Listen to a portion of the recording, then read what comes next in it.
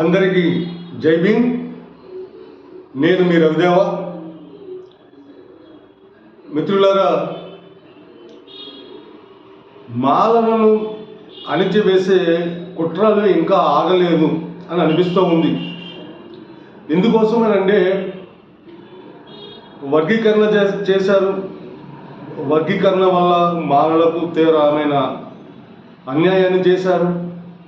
అలాగే వర్గీకరణలో ఇచ్చిన రోస్టర్ పాయింట్లలో కూడా, రిజర్వేషన్ల యొక్క రోస్టర్ పాయింట్లో కూడా మాలలను 16వ స్థానంలో పెట్టి అక్కడ కూడా చాలా మాలలకు నష్టం జరిగే విధంగా చేశారు.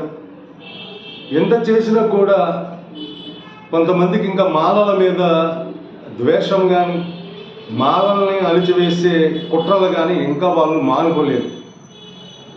ఎందుకంటే నిన్న ఆంధ్రప్రదేశ్ హైకోర్టులో విచారణ చేపట్టిన ఒక పిటిషన్ విషయంలో చూస్తే అర్థమవుతూ ఉంది. వర్గీకరణ జరిగింది. ఎస్సీ రిజర్వేషన్ను 3 వర్గాలుగా విడగొట్టారు. ఏ సామాజిక వర్గాలు, వాటి ఉపకులాలు ఆ విధంగా విడగొట్టారు. జనాభా ప్రాతిపదికన ఇంత పర్సంటేజ్ ఇస్తామని కూడా చెప్పారు. ఇంత జరిగింది. అయితే తీవ్రంగా ఈ వర్గీకరణ వల్ల మాలలు, మాల ఉపకులాలు చాలా తీవ్రమైన నష్టం కలిగింది. ఆంధ్రప్రదేశ్ రాష్ట్రంలో సింగిల్ లార్జెస్ట్ కమ్యూనిటీగా ఉన్న మాలలు ఈ వర్గీకరణ వల్ల చాలా తీవ్రంగా నష్టపోయారు. కేవలం వర్గీకరణ విషయంలో పర్సంటేజ్లో కాగితాల మీద కనబడుతూ ఒకటి, కానీ రోస్టర్ పాయింట్లో మాలలను 16వ స్థానంలో పెట్టి మాలలకు ఉద్యోగాలు రాకుండా నష్టం కలిగించారు.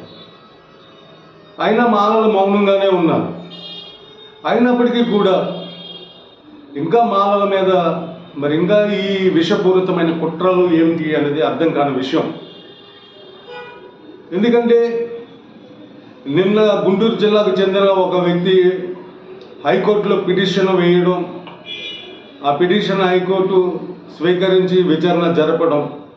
ఆ పిటిషన్లోని ముఖ్య ఉద్దేశం ఏంటంటే మాలలు సామాజికంగా, ఆర్థికంగా అభివృద్ధి చెందారు, వారిని ఎస్సీ 3వ గ్రూపులో పెట్టి ఆ గ్రూపులో ఉన్న ఎస్సీ 3వ గ్రూపులో ఉన్న మాలలు కాకుండా మిగిలిన ఆది ఆంధ్ర, ఆది ద్రవిడ ఈ వర్గాలకు తీవ్ర అన్యాయం జరుగుతుంది, మాలలను ఎస్సీ 3వ గ్రూప్ నుంచి తొలగించాలి అని వాళ్ళ పిటిషన్లో ముఖ్య ఉద్దేశం. అసలు ఈ వర్గీకరణ తర్వాతనే, ఈ కూటమి ప్రభుత్వం వచ్చిన తర్వాత వర్గీకరణ తర్వాతనే మన ఉద్యోగ నియామకాలన్నీ చేపట్టారు. ఈ ఉద్యోగ నియామకాలలో మాలలకి ఎంతమందికి ఉద్యోగాలు వచ్చినాయి అనేది పిటిషనర్ ఎవరైతే ఉన్నాడో ఆ పిటిషనర్ ఆలోచించాలి. లేదా ఆ వ్యక్తిని ఈ విధంగా ఉసిగొలిపి హైకోర్టులో పిటిషన్ వేసే విధంగా ప్రోత్సహించిన వ్యక్తులు కూడా ఆలోచించాలి. చాలా తక్కువ ఉద్యోగాలు ఈ నియామకాల్లో జరిగినాయి. మాలలకు చాలా తీవ్రంగా నష్టపోయారు మాలలు. అయినప్పటికీ కూడా ఇంకా మాకు అన్యాయం జరుగుతుంది అని చెప్పి మాల కులానికి ఉపకులాలుగా ఉన్న ఆది ఆంధ్ర, ఆది ద్రవిడ కులాల వాళ్ళు పిటిషన్ వేయడం, మేము చాలా వెనకబడిపోయిన వాళ్ళము, మాతో పాటు మాలల్ని ఈ గ్రూపులో ఉంచితే వాళ్ళు ఆర్థికంగా, సామాజికంగా అభివృద్ధి చెందారు, మా ఉద్యోగాలన్నీ వాళ్ళే పట్టుకుపోతున్నారు అని చెప్పి అసలు మాలల కన్నా గ్రూప్ 3కి, ఎస్సీ రిజర్వేషన్ గ్రూప్ 3కి అసలు ఉద్యోగాలు ఉంటే కదా. రోస్టర్ పాయింట్లో 16వ స్థానం పెట్టారు. మాలలకు ఎక్కడ అవకాశం అవుతుంది? గ్రూప్ 3కి అక్కడ అవకాశాలే రావడం లేదు. రానప్పుడు మాలలు ఏ విధంగా ఈ వర్గాలకు ఉద్యోగాలు అందకుండా మాలలు మాత్రమే పట్టుకుపోతున్నారని ఎలా పిటిషన్ వేస్తారు వీళ్ళు? ఈ పిటిషనర్ యొక్క ముఖ్య ఉద్దేశం ఏమిటంటే ఖచ్చితంగా అతనిది కావచ్చు, లేదా అతను ప్రోత్సహించే వేరొక వ్యక్తులు ఎవరైనా కావచ్చు, మాలలను ఎస్సీ జాబితా నుంచి, ఎస్సీ రిజర్వేషన్ జాబితా నుంచి అసలు మాలలను తొలగించే కుట్రలో భాగంగానే హైకోర్టులో అతని ద్వారా ఈ పిటిషన్ వేయించారేమో అని అనుమానం కలుగుతూ ఉంది. అసలు మాలలు ఏ విధంగా ఎక్కడ అభివృద్ధి చెందారు, మాలలకి ఎన్ని ఉద్యోగాలు ఉన్నాయి, దీని మీద ప్రభుత్వం కూడా ఒక సమగ్రమైన నివేదిక తయారు చేస్తే బాగుంటుంది. ఇప్పటికే మాలల్లో 197% మందికి ఈవేళ విద్యా ఉద్యోగ అవకాశాలు లేవు.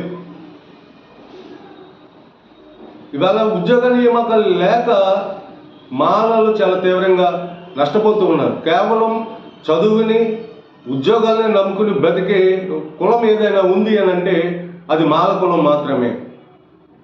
అటువంటి మాల కులానికి ఈవేళ విద్యా ఉద్యోగ రంగాలలో అవకాశం లేకుండా వర్గీకరణ చేసి రోస్టర్ పాయింట్లో అన్యాయం చేసి ఇప్పుడు టోటల్గా ఎస్సీ జాబితా నుంచే మాలలను తొలగించాలి అనే కుట్ర అనేది మరి మాలల్ని ఏ స్థాయికి తీసుకెళ్లాలని కుట్రలు చేస్తూ ఉన్నారు, మాలల్ని ఏ విధంగా అణిచివేయాలని మరి ఈ కుట్రదారులు ఎవరైతే ఆలోచన పనులు ఉన్నారో ఈ పరిస్థితులన్నింటిని కూడా మాలలందరూ కూడా అర్థం చేసుకోవాల్సిన పరిస్థితి ఉంది.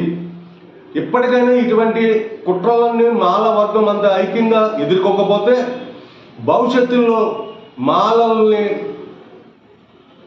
ఉద్యోగ అవకాశాలు లేకుండా, చదువుకునే అవకాశాలు లేకుండా బానిసలుగా మార్చే అవకాశం ఉంది. ఆ కుట్రలో భాగంగానే ఈ వర్గీకరణ చేసిన, లేకపోతే ఇప్పుడు ఏదైతే ఈ హైకోర్టులో మాలలను ఎస్సీ జాబితా నుంచి తొలగించాలని చెప్పి ఈ పిటిషన్లు ఉన్నాయి, ఇవన్నీ కూడా మాలల్ని చాలా తీవ్రంగా వాళ్ళు అణిచివేసే కుట్ర జరుగుతూ ఉంది.